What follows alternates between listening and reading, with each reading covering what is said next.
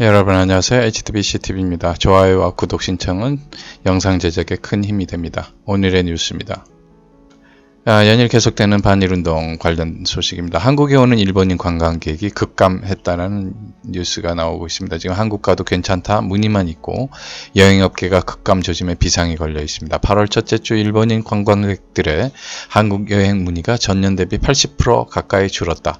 일본 매체에서 연일 과격한 반일 시위 등을 보도하면서 안전에 예민한 일본인 관광객들이 한국을 여행 위험 지역으로 인식하기 시작했다는 분석입니다. 제가 지난주 방송에서 일본이 한국 여행을 자제하고 대만으로 갈 것을 추천한다라는 이야기가 일본 여론에 나왔다라는 이야기를 방송을 해드렸습니다. 지금 대만은 일본으로부터 오는 관광객, 한국으로부터 오는 관광객으로 전례 없는 호황을 맞이하고 있다고 합니다. 예, 다음 뉴스입니다. 친일 낙인 무서워서 공무원들이 일식을 기피한다는 웃지 못할 소식입니다. 얼마 전 며칠 전에 이해찬 더불어민주당 대표가 일식집에서 근무 중에 사케를 마신 것 때문에 언론에 질타받고 여론의 질타를 받고 그랬습니다. 예, 그것 때문인지 어쩐지는 잘 모르겠습니다만 젊은 공무원들 사이에서 일식 스타일로 나오는 돈가스집이나 라면집, 예, 일본 라면이죠. 일본 라면집까지 기피하는 경향이 있다라고 지금 얘기가 나오고 있습니다. 아마 경제 과천 쪽인 것 같습니다. 예, 경제부처 공무원들은 한국 사람이 한국 재료로 만드는 일식집까지 피하는 건 좀 오와 같다면서 괜히 엉뚱한 자영업자들 피해만 커질까 걱정이다.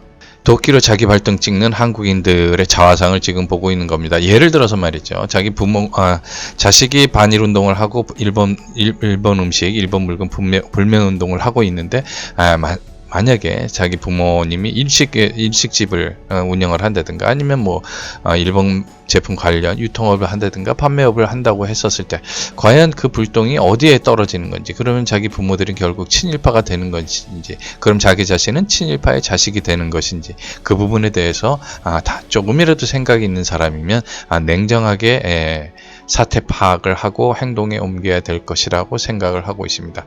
제가 맨 마지막에 레밍 반원이 괜히 나온 게 아니라는 얘기는 예전에 미군 사령관이었죠. 워커 장군이 이런 얘기를 그와 좀 비슷한 발언을 했습니다. 사실 그때 저도 이제 그때는 젊은 나이였기 때문에 그 이야기를 듣고선 굉장히 불쾌하고 그랬었습니다. 사실은. 그러나 이제 좀 냉정해지고 나이가 좀 들고 사리 판단을 할 수 있는 상황이 되다 보니 요즘 좌파들, 젊은 언론들의 하는 행태가 레밍이라는 게 괜히 나온 게 아니구나라는 생각을 지워버릴 수가 없습니다. 또 다른 뉴스입니다. 제가 일본 불매운동이 화장품 업계에 퍼지고 있다라고 이제 제가 이틀 전에 얘기를 했는데 구체적인 자료가 좀 나왔네요.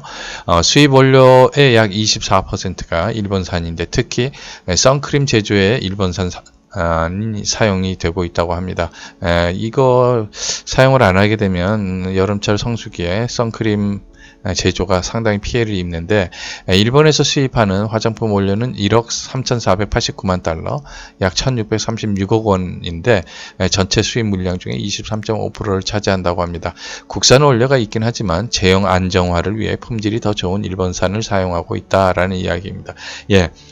우리가 예를 들어서 물건을 구매를 할 때 가격 대비 성능을 많이 따지고 그렇습니다. 예를 들어서 중국산 물건이 없는 게 아니고 중국에도 똑같은 물건을 만들어내고 있죠. 하지만 그 물건이 내구성이 떨어지거나 안정성이 떨어진다거나 그럴 경우에 다소 비싸더라도 좋은 제품을 사는 것이 사람들의 심리입니다. 다소 좋은 것도 살 수 없는 사람들이 마지막에 택하는 부분이 결국 이제 저가의 중국산 제품이 될 수도 있고 한국산 제품이 될 수도 있지요. 그래서 그거는 이제 자기 형편에 맞게끔 사용을 하고 써야지만 하는데 현재까지는 일본산이 가장 코스트 이펙티브하다라기 때문에 산업계 그다음에 유통업이든지 이런 데서 사용해서 이제 구매를 해서 사용하고 있다는 현실을 부정을 하면 안 되지 않겠나라는 게 제 생각입니다. 예, 카이스트 총장이 오늘 이야기한 겁니다. 예, 카이스트 총장께서 무슨 얘기를 했냐? 일본 보복, 제가 어저께 방송에서 이제 말씀을 드렸는데, 산자부 쪽에서 나온 얘기인가요? 1년만 좀, 기업들에게 1년만 좀 참아달라 얘기를 했죠. 그래서 이제 제가 이제 멘트를 하길, 자, 그럼 산자부 직원들 1년 동안 월급 안 받고 참으라고 그러면 니네들 아무 소리 안 하고 참을 수 있느냐라는 거 제가 얘기를 했습니다. 예. 자기네들 그렇게 못하죠? 1년 월급 안 갖고 들어가면 집에서 가만히 있나요? 당장 때려치르든지 뭘 어떤 식으로든 하라고 그러겠죠. 예, 그게 한국 사회이고 또 사람 사는 세계입니다. 예, 카이스트 총장이 과학장인 이번 기회에 과학장인 키워낼 시스템을 새로 짜야 된다. 기업들의 1년만 견디라고 했다는데 과학자들이 총동원돼도 그렇게 단기간에 국산은 불가능하다. 라는 이야기입니다.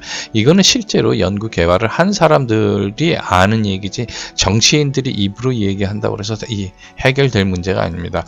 연구 개발이라는 건 어려서부터일 수도 있고 대학을 들어가서 대학원을 들어가고 또 박사학위를 따고 그 다음에 쭉 자기가 뭔가를 원하는 연구를 해서 뭔가를 만들어내기 위해서 공부를 하고 지속적인 시간을 투자하는 거 아닙니까? 어떤 분야 같은 경우는 평생을 시간을 투자해서 연구 개발을 하는 부분인데 정치권에서 그런 건 전혀 도외시하고 뭐 1년만 투자를 하면 개발을 할 수 있을 것이다. 1년만 참아라. 이런 식의 말도 안 되는 이건 말도 안 된다라기보다 무지에서 나오는 이야기라고 밖에 할 수가 없습니다. 성급하게 이 분야 저 분야 찍어서 연구비를 쏟아붓는다고 해결된 문제가 아니다라는 거죠. 그리고 제가 지난번 방송에도 말씀을 드렸습니다. 우리가 모든 것을 다 자급자족해서 만들 수가 없는 겁니다. 예를 들어서 삼성이 지금 에칭가스가 물론 에칭가스가 상당히 중요한 부분이었기 때문에 삼성에서 개발을 하려고 노력을 했었던 부분도 있습니다. 그러나 그것을 제외하고 다른 부분에 있어도 만약에 삼성이 반도체를 생산하기 위해서 렌즈에서부터 최종 에칭가스까지 그 수백 가지 수천 가지 되는 부품들 재료를 전부 만들어서 물건을 생산한다. 그렇게 되면 생산성이 떨어지고 힘이 분산이 되는 겁니다. 각각 자기 자신들이 강한 부분이 있기 때문에 내가 시행착오를 겪으면서 이 제품을 직접 만들지 않더라도 가격 대비 성능이 아주 좋은 제품이 있으면 그것을 사서 내가 원하는 물건을 아주 빠른 시간 내에 경제적으로 만들어서 판매를 하는 것이 기업이든 인간사든 마찬가지로 성공할 수 있는 방법이 되는 것이지, 내가 이거 하나를 만들기 위해서 모든 재료를 하나에서부터 10까지 만든다는 것은 말도 안 되는 일이다. 굉장히 어리석은 일이다 라는 것을 이야기하고 싶습니다. 예, 총장께서도 선택과 집중 전략이 필요하다. 예, 맞습니다. 우리가 모든 것을 다 개발을 하고 소재 부품을 개발할 필요가 없다라는 이야기죠. 아주 중요하면서도 고부가 가치, 그 다음에 세계적으로 물건을 만들어내서 경쟁력이 있는 그런 제품을 해야 되지 않겠냐라는 취지로 카이스트 총장이 오늘 그런 이야기를 했습니다. 예, 마지막 뉴스입니다. 좌파 사회단체에서 드디어 여권의 반일 운동은 위험한 포퓰리즘이라는 이야기를 했습니다. 사회진보연대라는 좌파 연대에서 문정부가 과도한 대응으로 문제를 지금 키웠다. 현 집권 세력의 포퓰리즘이 얼마나 위험한지 교훈으로 남겨야 할 것이다.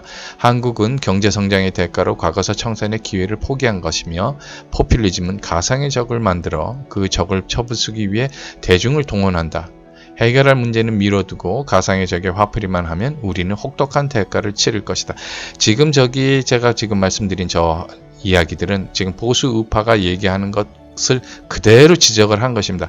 이거는 보수나 좌파를 떠나서 현재 문재인 정권이 하는 행동이 보수나 우파 이런 것을 떠나서 얼마나 비상식적이고 비현실적이고 비이성적인 것인가를 그대로 말해주는 겁니다.